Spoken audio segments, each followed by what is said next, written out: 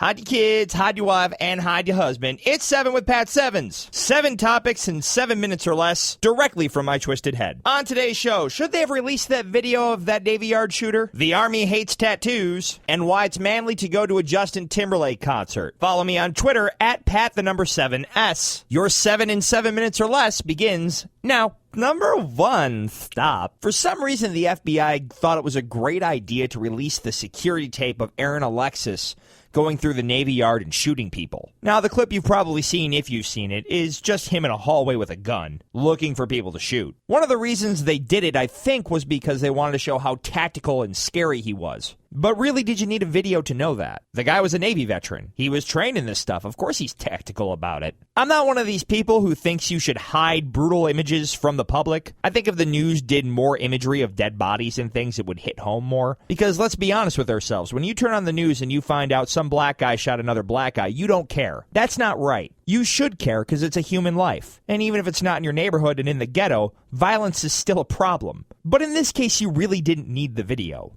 Of course, news agencies got an orgasm out of it. These days, it's anything for ratings and anything for web hits. And by the way, thank you for downloading my podcast. I really appreciate it. Oh my God, number 2. The U.S. Army will reportedly ban all tattoos below the elbows or knees and above the neckline for incoming recruits. That's right. Have some respect. The United States has an image to keep up, and your tattoos tarnish that image. We want people to know across the world that when we bomb you and kill innocent people, that we did it looking classy. Stop it! Oh my God. Number 3. Let's do shots. Only 43% of high school students are ready for college, which I find to be comical because college is essentially more high school. And here's a shocking, sarcasm, statistic about that fact. Low-income and minority students, on average, are less likely to be ready for college, though the percentage of black and Hispanic SAT takers who achieve scores indicating college readiness increased. So they got better. That's good. So we're worried about our military having too many tattoos. Places overseas like Syria and Iran. And the flavor of the month topic is Obamacare and how Congress is probably going to shut down. But never ever is the conversation about education. Forget that generally sending your kid to a city school is practically like sending them to Oz. And I'm talking about the jail, not the wizard. Instead, we have to debate how Obamacare is going to ruin America. Our priorities suck. I went to college. Number 4.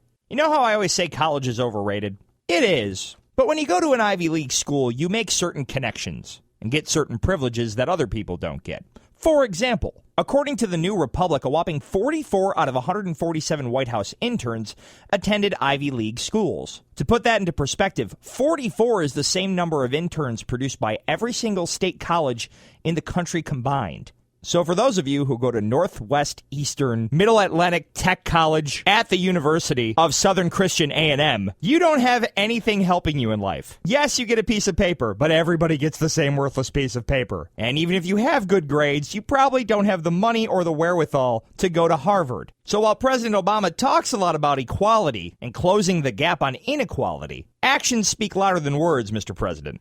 Number 5. That's totally the amount of guys I made out with last night. Missy, shut up! Growing up, I was a socially awkward fat kid whose parents were going through a divorce and my grandmother was dying of cancer before my eyes. The purpose of me telling you this is not because I want you to have a pity party for me. I just want you to believe me when I say that sports changed my life. Organized sports for kids is something I cannot speak highly enough about. In 6th grade, I discovered this sport called ice hockey. Ice hockey led to football. Football led to track and field. Track and field led to baseball. All of those things led to me being less awkward, less fat, having friends, being more responsible, and becoming the man I've become today, for better and for worse. Football is something that I specifically cannot speak highly enough about. Football taught me discipline. It taught me how to be tough. It taught me how to think critically and quickly. It taught me how to work within a team. And in a weird way, it taught me the value of trying to relate to anyone and everyone. When you're all running wind sprints, it doesn't matter really who you are. You all kind of hate it. Same thing when you lose a game. And when you win, you all have the same thing to celebrate about. That all being said,